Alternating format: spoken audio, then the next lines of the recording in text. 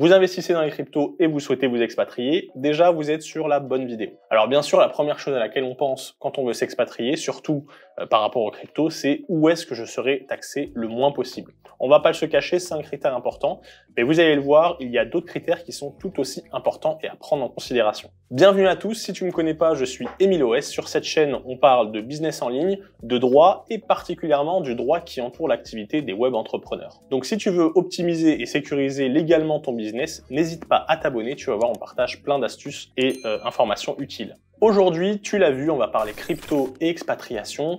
Alors la liste que je vais te donner, les critères que je vais te donner sont des critères très utiles. Ça va te permettre déjà d'avoir une bonne visibilité sur le bon choix du pays à faire en fonction des investissements crypto. Mais si tu veux aller plus loin, je propose une formation sur l'expatriation où justement je parle des cryptos et qu'est-ce qui est le meilleur pour les personnes qui investissent dans les cryptos. D'ailleurs, en parlant de fin de vidéo, n'hésite pas à rester jusqu'à la fin, j'ai quelque chose à vous faire gagner. Le premier critère pour choisir sa destination crypto, c'est celui que j'appelle le critère crypto-friendly. Et oui, la crypto, c'est quelque chose qui est encore assez nouveau pour certains pays, et donc il faudra se poser quelques questions. Par exemple, est-ce que le pays accueille bien la technologie? Est-ce qu'éventuellement ils l'ont utilisé pour leurs institutions étatiques?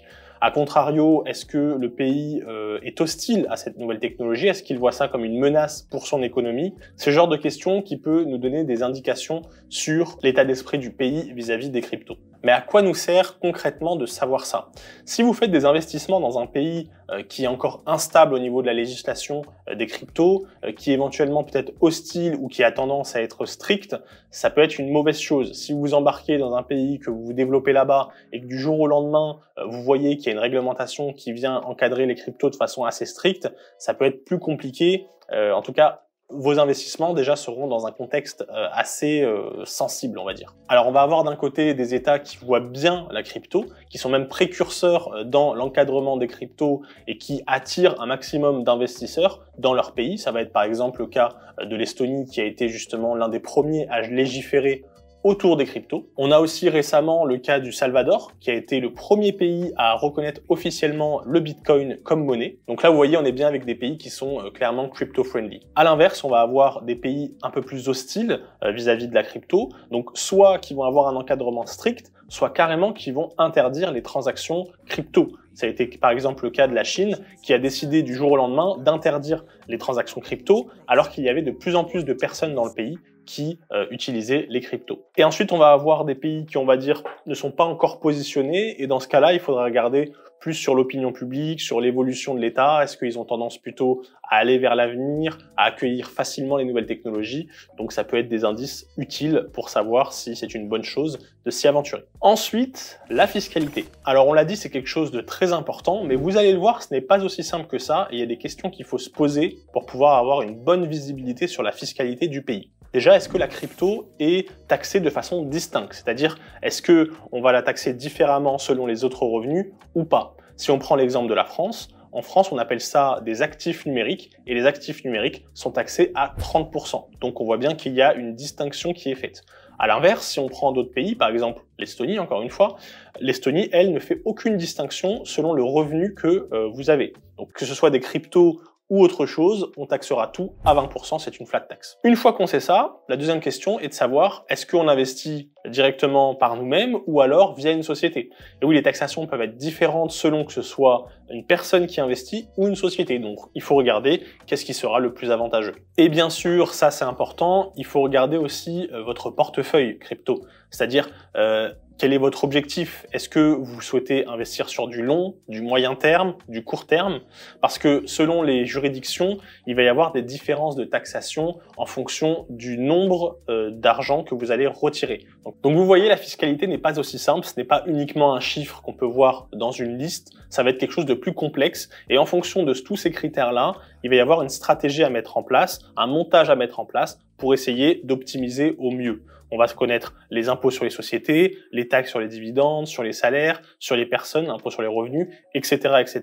Et toutes ces choses-là vont nous permettre de comprendre quel sera le meilleur montage à mettre en place. Ensuite, on ne pourra pas vous taxer si vous ne pouvez pas travailler. Et le troisième point, c'est les plateformes d'échange, donc les exchanges, que ce soit les plateformes d'échange ou les wallets. Je ne sais pas si vous le savez, peut-être parce que vous êtes dans un pays où il n'y a pas de problème, mais il y a des pays où il y a des restrictions sur les cryptos. Et donc du coup, les plateformes d'échange ne sont pas disponibles de la même façon dans tous les pays. Sur ces disponibilités et sur cet encadrement, on va distinguer 3 choses. Premièrement, ça va être les conversions. Deuxièmement, les achats et les ventes. Donc, en fonction du pays où vous allez être, vous pourrez par exemple faire des conversions, mais vous ne pourrez pas acheter ou vendre.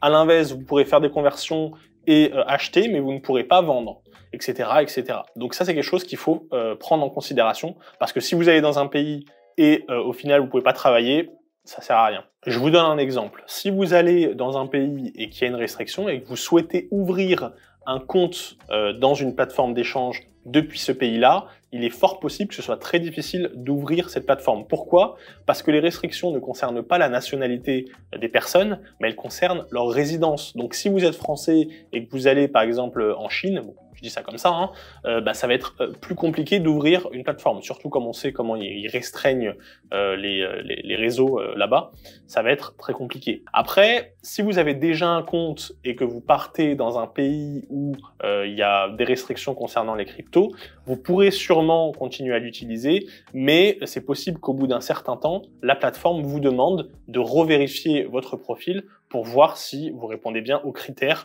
pour pouvoir être un compte valide. Alors bien sûr, il va exister plusieurs astuces, que ce soit des astuces techniques, légales ou autres, voilà. Mais de manière générale, soyez prudents. Ce serait bête de se retrouver dans une situation comme ça une fois qu'on a fait ses valises et qu'on est parti et qu'on a investi pas mal de temps dans une expatriation. Ensuite, autre chose, c'est quelque chose à ne pas négliger, c'est le fuseau horaire. Alors pourquoi le fuseau horaire? Vous le savez, dans les marchés traditionnels, dans la bourse, etc., on va avoir des marchés par pays, et puis ces marchés vont avoir des heures d'ouverture et de fermeture.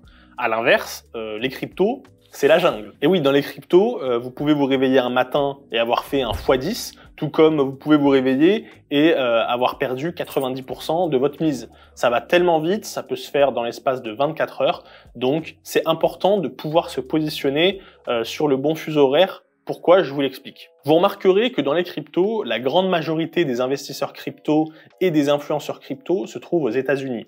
Donc, en général, quand il y a une grosse montée ou une grosse baisse, comme ça se fait sur un petit laps de temps, ça va beaucoup se faire sous l'impulsion des investisseurs américains. Donc l'idéal, en fait, c'est de se situer pas trop loin du fuseau horaire américain, et ce que je conseille moi personnellement, c'est fin de matinée, milieu de journée en fait, histoire que dans le pays où vous êtes, que ce soit pas la nuit quand c'est la fin de matinée ou le milieu de journée aux États-Unis. Après, bien sûr, on n'est pas à l'abri d'un Elon Musk qui tweet à 4 heures du matin, bien sûr, mais c'est histoire d'optimiser un petit peu mieux sa présence. Clairement, si vous allez quelque part et que vous êtes plus trop dans le game crypto quand il se passe beaucoup de choses, c'est un peu embêtant, surtout pour les personnes qui font du day trading. C'est un peu comme regarder une finale de Ligue des Champions en rediffusion, quoi. Sauf que là, il y a beaucoup plus d'enjeux. Donc voilà, à prendre en considération si vous êtes beaucoup actif dans les cryptos. Alors bien sûr, il y en a qui vont me dire « Oui, mais il y a des automatisations sur les plateformes d'échange, etc.